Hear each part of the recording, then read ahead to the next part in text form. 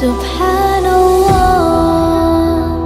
walhamdulillah, la ilaha illallah, Allahu Akbar.